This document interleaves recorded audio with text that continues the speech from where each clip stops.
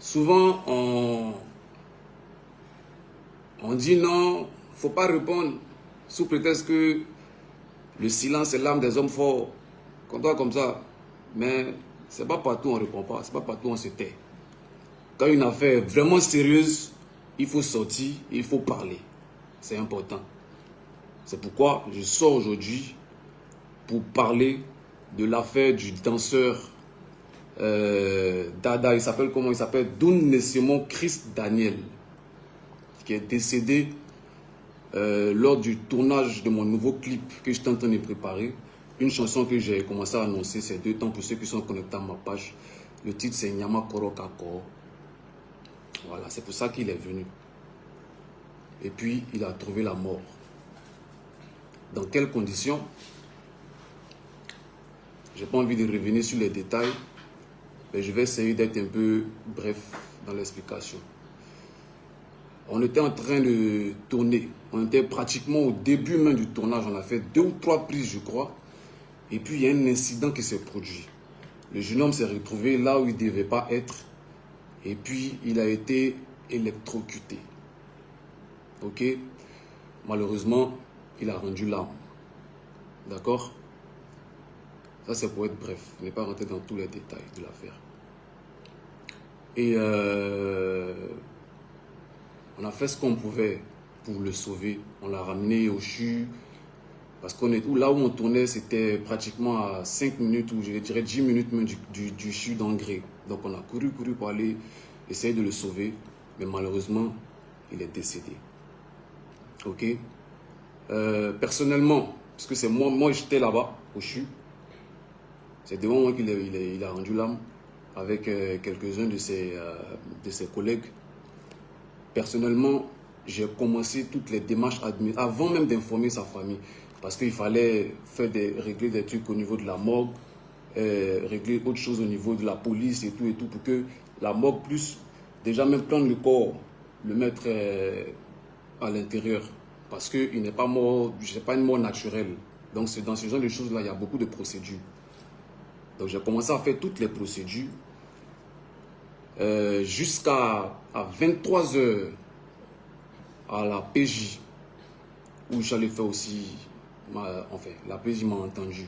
Donc en gros, quand l'incident s'est produit, il y a la police scientifique qui est venue, qui a fait, je ne sais pas comment on appelle ça, je ne sais pas si on a dit une enquête ou bien une expertise, bon bref, un constat, voilà, merci pour le mot. Un constat, et il y a la police normale là, qui est venue, qui ont fait aussi leur constat.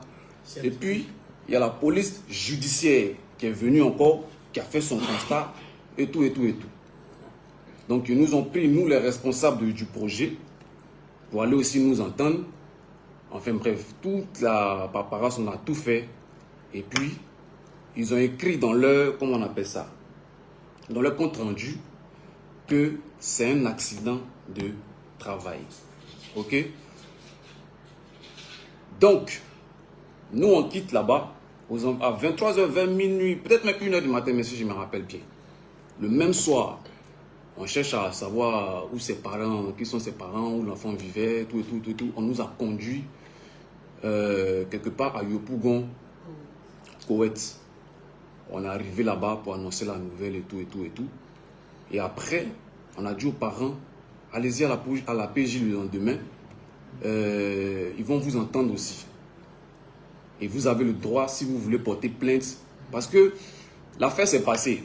C'est vrai, nous on est venu vous expliquer. Mais qu'est-ce qui prouve que ce que nous on dit c'est la vérité? Peut-être qu'on ment, peut-être que nous on l'a tué, et puis on est venu vous mentir pour essayer de se cacher. Peut-être que, si vous n'êtes pas trop sûr de notre version, vous pouvez porter plainte. C'est votre droit le plus absolu. Ils sont arrivés là-bas le lendemain, à la PJ. Ok? On l'a expliqué, la police leur a fait le compte rendu, et tout. On leur a demandé, est-ce que vous voulez porter plainte? Ils ont dit, non, on ne porte pas plainte. Ok? Ça, c'est une étape. Donc, qu'est-ce qu'il reste à faire? Il faut gérer les choses à l'amiable. C'est-à-dire que nous, on doit être aux côtés de la famille, essayer de les consoler, essayer de gérer, essayer de faire ceci, essayer de faire cela. Mais ça ne veut pas dire que l'affaire est terminée. Hein? Parce que quand ça finit avec les officiers ou sous-officiers, je ne sais pas, L'affaire là, ça monte chez le procureur. Et cette affaire-là, c'est le procureur Adou Richard. Parce que c'est son nom qui est écrit sur le papier. La réquisition. Sur la réquisition, c'est son nom qui est écrit. Donc c'est le procureur Adou Richard. Quand ça vient chez le procureur là, lui, il regarde l'affaire. Il lit, il peut faire ses analyses. Et puis il va voir que peut-être l'affaire là, c'est pas clair. Donc lui, il peut décider de poursuivre qui de droit dans l'affaire. Donc ça veut dire que même si les parents ont dit qu'ils ne portent pas plainte, lui, le procureur là, c'est lui qui a le dernier mot. Ok? Pendant ce temps, le corps est à la mort. On est d'accord? Bien conservé. Bien conservé surtout, mais à la disposition de la justice. C'est-à-dire que personne ne peut toucher au corps, personne ne peut avoir accès au corps, tant que le procureur n'a pas fait un papier pour dire non, cette affaire-là, il n'y a pas d'ambiguïté dedans. Bon, ok, c'est bon. Vous pouvez commencer à faire toutes les démarches affiliées. C'est ce qu'on appelle une main levée. Ok? Donc ça veut dire que c'est le procureur de la République qui a le dernier mot sur l'affaire. Nous, on n'a qu'à sauter, on n'a qu'à dire ce qu'on veut, on n'a qu'à faire quoi que ce soit. C'est lui seul qui dit, quand lui il finit de parler là, c'est là on dit que non, l'affaire là, c'est bon, c'est classé. Donc pendant ce temps, qu'est-ce que nous on fait? On va voir la famille pour être à leur côté, tu vois, pour dire non, bon voilà, vraiment on est désolé, ce qui s'est passé, c'est un accident, c'est vrai, mais bon, on est avec vous, vous voyez non? Enfin, le protocole habituel que vous connaissez, que tout le monde connaît. C'est comme ça que on est arrivé. Je vous ai dit que j'étais déjà passé le même jour les voir. Ils ont demandé à ce qu'on revienne le dimanche. Donc dimanche, on est parti chez eux. L'oncle en question que vous avez vu dans la vidéo là, il était là. Et puis, on a commencé à parler. On nous a posé des questions. Comme quoi, qu'est-ce qui s'est passé réellement? Il dit, mais attends, mais la dernière fois on est quitté chez vous, on vous a expliqué ce qui s'est passé. On n'a pas venu expliquer encore. Bon, j'ai compris que peut-être les gens voulaient plus de détails. C'est comme ça que on a réexpliqué l'affaire avec tous les détails possibles. C'est-à-dire comment l'enfant est quitté chez lui et puis il est venu se retrouver sur mon lieu de travail et comment il a trouvé la mort. Donc en donnant les détails de l'affaire, j'ai clarifié que personnellement, ce n'était pas quelqu'un que je connaissais. Voilà. Moi, j'ai des équipes qui travaillent pour moi. J'ai donné l'argent pour qu'on fasse mon travail. J'ai donné l'argent à mon chorégraphe. Le réalisateur a dit pour ces clips-là, comme on lui voit le truc, il nous faut au moins beaucoup de danseurs. On dit combien de danseurs? 40 danseurs. Moi, ce n'est pas moi qui vais chercher les 40 danseurs. J'ai un chorégraphe qui est là, qui est chargé de ça. Je lui ai donné l'argent, c'est lui qui va recruter les gens. Donc, l'enfant qui est venu à mon clip là, personnellement, je ne le connaissais pas, mais ça me fait mal. Tu vois, non? Il est arrivé, il est venu travailler avec moi pour la première fois de sa vie. Et puis, l'amour est venu le trouver comme ça, tu vois. Et puis, j'ai expliqué encore dans tous les détails, bref. Et je vous passe tous les détails de la réunion parce que c'est une réunion qui a duré 3h30 à peu près. 3h34 pour être plus précis parce que j'ai tout enregistré ce qui s'est passé là-bas. Ok? Personnellement, j'ai eu l'impression qu'on était à un procès quand je suis arrivé là-bas. En gros, on me faisait un procès. Ça veut dire que les parents même, peut-être qu'ils n'avaient pas la bonne version de l'histoire. Parce que, de toute façon, ils me parlaient, mais c'est comme si, en gros, ils m'accusaient d'avoir tué les enfants. Oui. Et le vieux même a dit ça dans sa vidéo. Hein. Il dit quand il y a un meurtre quelque part, ça veut dire que quelque part là, il pense que c'est moi qui ai tué l'enfant. Donc, je suis venu demander pardon. Ou bien je suis venu, je ne sais pas. Donc, en gros, tout ce que... nous, on est conscient qu'il y a un truc qui s'est passé. On est quand même des êtres humains. Et on a une responsabilité dans l'affaire. On a une conscience morale, en fait, on a une obligation morale vis-à-vis de ce qui s'est passé. Quelque part, c'est-à-dire que quelque part là, ils pensent que c'est moi qui ai tué l'enfant. Donc je suis venu demander pardon. Ou mais je suis venu, je ne sais pas. Donc en gros, tout ce que... nous on est conscient qu'il y a un truc qui s'est passé. On est quand même des êtres humains. Et on a une responsabilité dans l'affaire. On a une conscience morale, en fait. On a une obligation morale vis-à-vis de ce qui s'est passé. Mais ça ne veut pas dire que on est coupable de quoi que ce soit. On vient pour vous soutenir. Mais en gros, c'est comme si on dit non, Beno, c'est toi qui as tué notre enfant, donc tu dois tout prendre en charge. On me dit non, il y a des parents qui doivent quitter au village. Bon, vous connaissez, hein? Bon, tous ceux qui vont venir là, il faut les nourrir, tous ceux qui vont faire ça, il faut faire ça, tous ceux qui vont faire. Bon, moi, je n'ai même pas de problème, c'est même pas ça mon problème même. C'est même pas l'argent, c'est même pas quoi mon problème. Mais de la façon dont on veut me faire, c'est-à-dire que faire porter le chapeau là, moi, je n'accepte pas ça. Parce que si c'était ce que vous voulez faire là, il y a d'autres procédures pour ça. Il faut aller porter plainte, comme ça la justice va nous départager. C'est comme ça on fait. Mais tu ne peux pas être à la police, dire tu ne portes pas plainte, et puis moi, je vais venir, et puis on fait comme si c'est moi ici le coupable. Non, ça franchement, même avec toute l'humilité possible, avec tout le respect possible, c'est quelque chose que je ne peux pas accepter.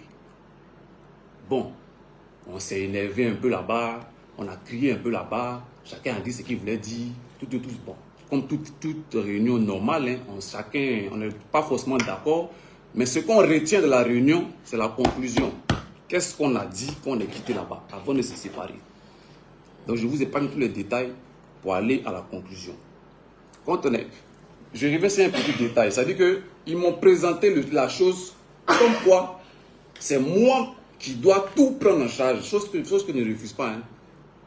Et de plus, c'est moi qui dois choisir l'endroit où on va faire les obsèques, la veillée, et que c'est moi encore qui dois choisir la date de l'enterrement de leur propre enfant.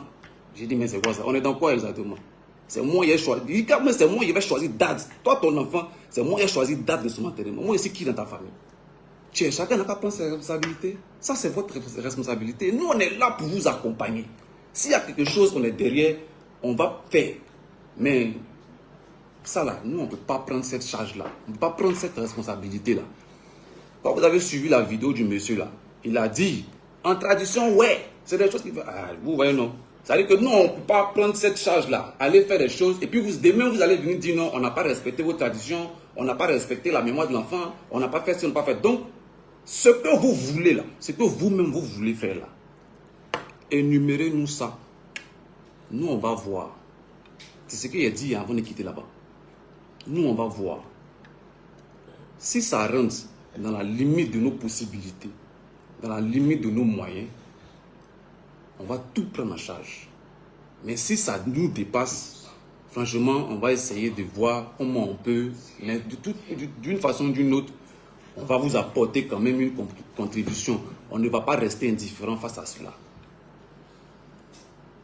Voilà la dernière parole que j'ai dit quand je suis quitté là-bas. Ok? Et concernant la date, on était là-bas et puis eux-mêmes se sont retirés. Ils ont dit, ils ont choisi la date du 28, c'est-à-dire que ce week-end-là. 28 la veillée et puis l'enterrement le 29. Moi, j'étais conscient que à cette date-là, je ne serais pas disponible. Donc, j'ai dit à la famille,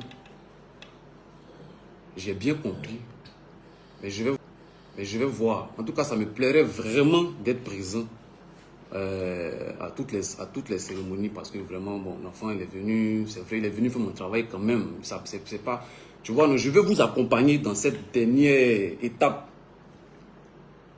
Donc, je vais vous proposer une date aussi.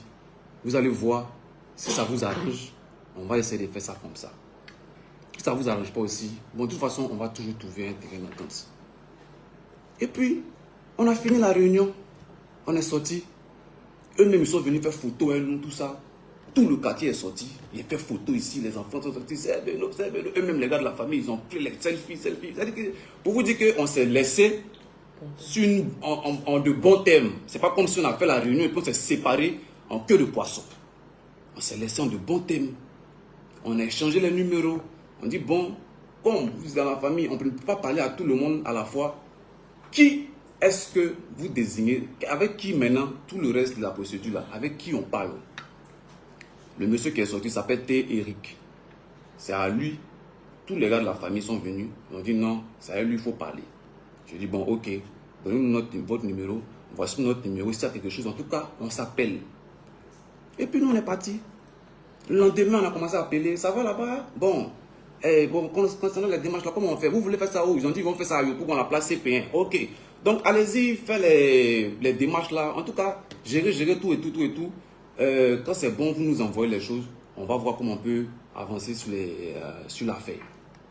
Ok? Et puis, un matin, j'étais assis ici, à la même place où il était assis là. Et puis ma femme m'a montré une vidéo, elle m'a envoyé une vidéo, elle dit que regarde ton téléphone. Je regarde, c'est la fameuse vidéo de la sœur de Dada qui dit que moi, Serge Beno, j'ai abandonné le corps dans leurs mains et que elle demande un SOS.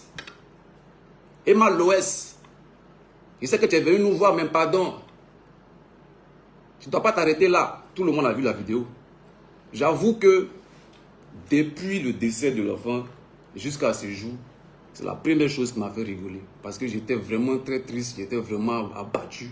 Et quand j'ai vu cette vidéo-là, j'étais mort de rire.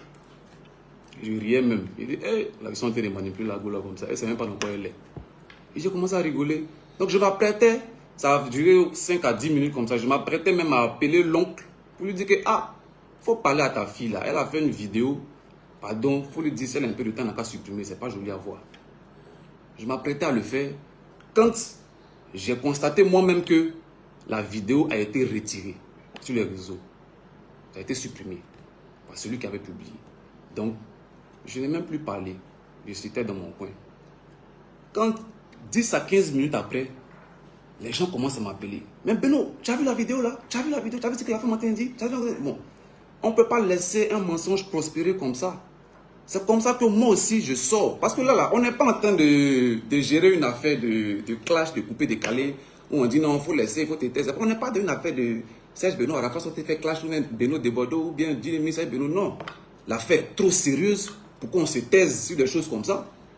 C'est comme ça que moi je sors et je donne ma version aussi des faits pour dire qu'il n'y a rien qui se passe. Je suis en parfaite harmonie avec l'oncle en question. Tu vois? Et puis j'ai laissé comme ça. Personne ne m'a appelé le jour J. Enfin, le jour où l'affaire s'est passée. Jusque le lendemain. C'est là que l'oncle que vous voyez dans la vidéo là a appelé pour s'excuser pour sa fille, pour la sortie de sa fille. Que vraiment il s'excuse, ça n'engage pas la famille et tout. Que là même il a convoqué une réunion d'urgence. Il doit venir à 16 h, ils vont régler l'affaire un peu là-bas. Vraiment c'est pas bon, c'est pas joli, ça déshonore la famille. Pourquoi elle peut faire des trucs comme ça? Vraiment mon fils, excusez-nous. Il dit, le père, il n'y a pas de problème. Nous on n'est pas fâchés, il n'y a pas de problème. C'est des choses qui peuvent arriver. Allons à l'essentiel. Et puis on s'est laissé comme ça. Ce que je suis en train de dire là, j'ai enregistré ça aussi. Pour dire que depuis l'affaire a commencé jusqu'à aujourd'hui, pour l'instant je peux parler. Hein. Mais s'il y a quelqu'un qui dit, dans mon direct là, c'est ce que j'ai fait aujourd'hui là, tout ce que je vais dire, s'il y a quelqu'un qui dit que je mens, il n'a qu'à parler, il n'a qu'à envoyer des preuves. Moi je vais envoyer toutes les preuves, je vais sortir tous les audios de tout ce que je suis en train de dire. Parce que j'ai tout enregistré. Ok? Donc, là c'était un mardi. Le mercredi, la famille se lève pour aller à la morgue, disant que ils vont aller au moins entretenir, changer les habits du comment on appelle ça, du corps, enfin, vous connaissez un peu le truc. Ils arrivent à la morgue, on leur dit non, vous ne pouvez pas avoir accès au corps. Parce que déjà, il y a ça là. Ça, comment on appelle ça? Mémoire d'honoraire d'examen médico-légal de corps. Je ne sais pas, enfin c'est le médecin légiste qui a fait ça. Bon bref, en gros, il fallait payer 85 000 de ça.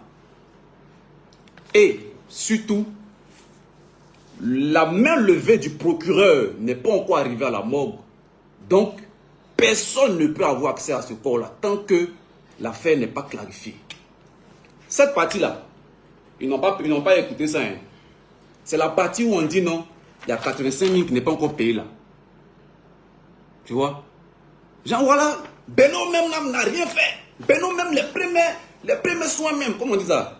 Les premiers entretiens du corps même, Beno n'a pas fait ça. Beno n'a pas fait. Donc c'est la rumeur entre eux là-bas, ils ont commencé à propager. En gros, c'est juste la honte. Ils ont eu honte de la sortie de leur fille. Donc, il faut chercher un argument pour justifier la sortie de la fille qui est venue faire SOS là. Quand on vous dit que Beno nous a abandonné là, voilà ça maintenant. Même simple entretien de corps là, mais il n'a pas fait. C'est comme ça, il a dit que, ah, papa, ça n'a rien à voir avec ça. Même si on paye ça là, vous ne pouvez pas avoir accès au corps. Parce que le procureur n'a pas encore donné le dernier mot pour que on puisse avoir accès à ce corps là. Donc ce n'est même pas une affaire de ce papier là. C'est le papier du procureur là qui est plus important.